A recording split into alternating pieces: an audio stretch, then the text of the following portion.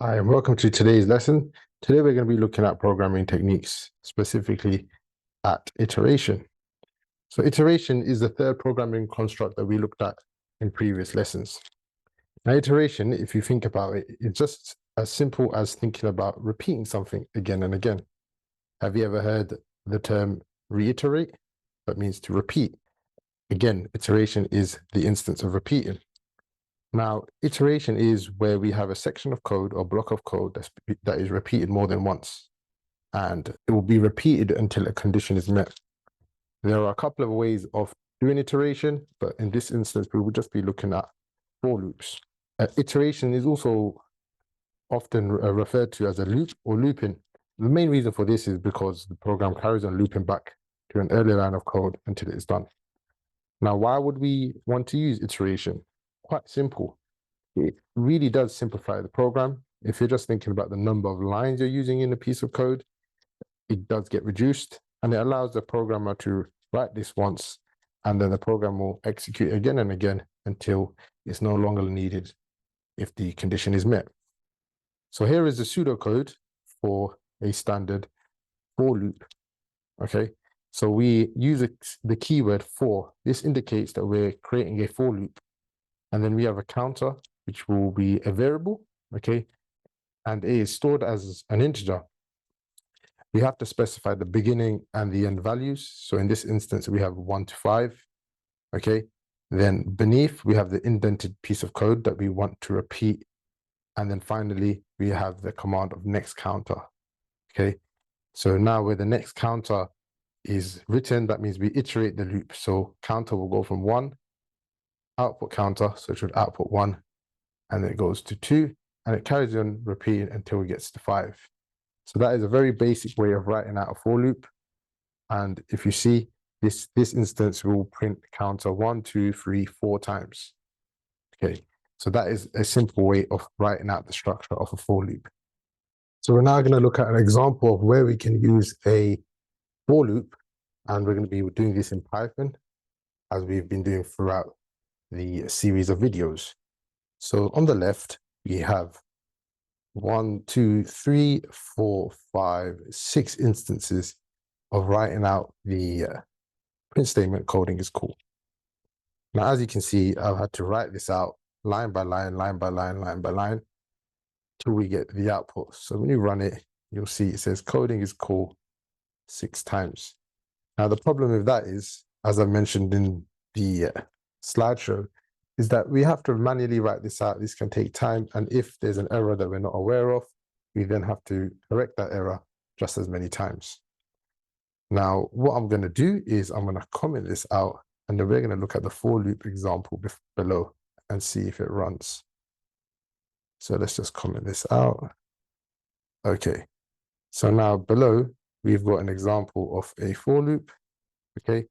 Now the counter is coming up with a slight error, but it should be able to run. This is a logic error saying loop control variable counter is not used within the loop body. We're not going to worry about that for now. So if we run this code again, okay, we can see that it's printed it out again 6 times. But this time we only wrote out the line once. Now, if we play around with these conditions, if I make this 10, it should print it out 10 times. There we go. Now, to explain the structure in Python to you, which is slightly different to the pseudocode that we looked at earlier on, we have the start again with the keyword for, and then we need to use the variable name counter, but we could technically change this to X if we wanted to. Okay, just to show you. And then we need to say in range. So we're telling the computer what the range is. And then we have the start point of 0 to 10. Now, remember, in computer science, 0 is the first value. So we can treat 0 as if we would treat 1 when we're counting. So when you're counting, you say the number 1, you raise 1 finger. But in the instance of computer science, 0 has a value. So if I run this again, you should see that it works. There we go. Okay, so we've got a range of 0 to 10, and we're saying that the coding is cool. Now, again, if we wanted to, we could start from a different point. So we could start from 4. This should give us less output this time around because we're starting from the number 4. And there we go. Now, I'm going to show you another example. So let's just comment this out. So we can use a counter variable in our code also. So this time around, I'm going to say for counter in range, and then I want to do 0 to 12. Okay, then we need to indent, and I'm going to do print counter times by, and I'm going to get a number from the user earlier on in the program, and that's the end of the loop. So now let's get num is equal to int input. So this is using the input and the data types from the previous lesson. What is the times table? So I'm creating a very quick times table program that gives you the times table of a particular number. So let's run the program now. So what is the times table? I'll say 5. And you can see it's giving me the times table, but we've started with the number 0. So we don't want to start with 0. We can change this to 13, and that should give us times table all the way up to the value 60 in our 5 times table. There we go. Okay. So now what we can do is we can say counter,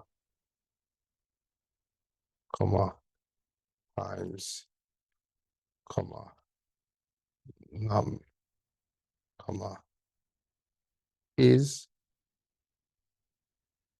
let's put some spaces just to make it look a bit better. And now we're going to see if we've got our times table working. We've got an error. There we go. There's the error. We missed a comma here. You should always double check. You caught me out there, guys. It's in a bit of a rush. So it says 1 times 5 is 5, 2 times 5 is 10, and so on and so forth. So we've created a very simple times table program here with the use of for loops. This is just an example of how you can use for loops, and I hope this clarifies things for you. But just to summarize, we've got a num, that's an input of the data type integer. This is going to be the user saying which times table they want. We've created a for loop. We're using counter in range from 1 to 13, because remember we stop just before, up to that last value. And then I created a print statement, manipulating the variables and using some speech, which then outputs onto the screen with its times tables there. So that's an example of a for loop where we're using it to repeat a particular instruction.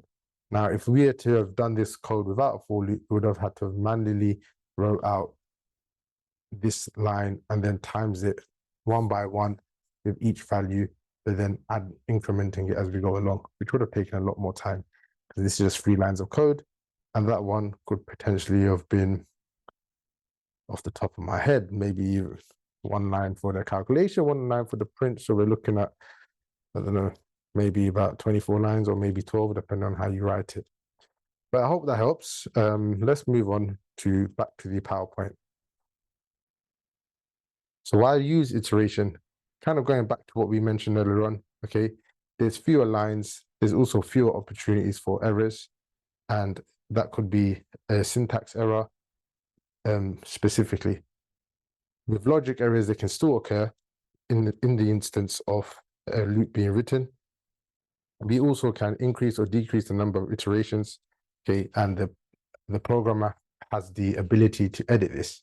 Whereas if you wrote out, say, 10 lines of code where you're repeating the same thing 10 times, if you wanted to write out another 4 lines of code or delete 4 lines of code, you have to manually do it yourself. Whereas with a for loop, you just alter the condition at the top. So I hope this lesson today has helped you understand for loops and how they work, along with the practical examples that we've given you. We hope that this has given you a clear idea of how and when to use a for loop. Thank you for taking your time to watch this lesson. And as always, like, comment, share, and subscribe, and we'll see you at the next lesson. Thank you.